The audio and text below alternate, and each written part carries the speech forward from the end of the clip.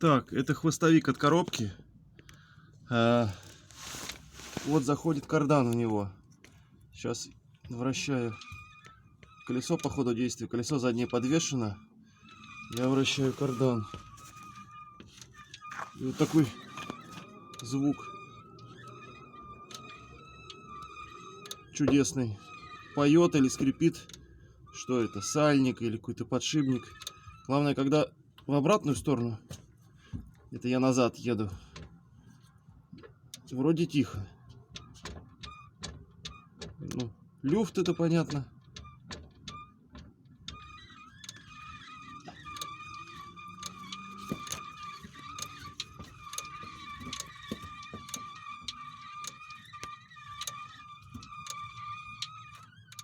Такая песня. Интересно, что это такое, к чему готовиться и что сделать заранее.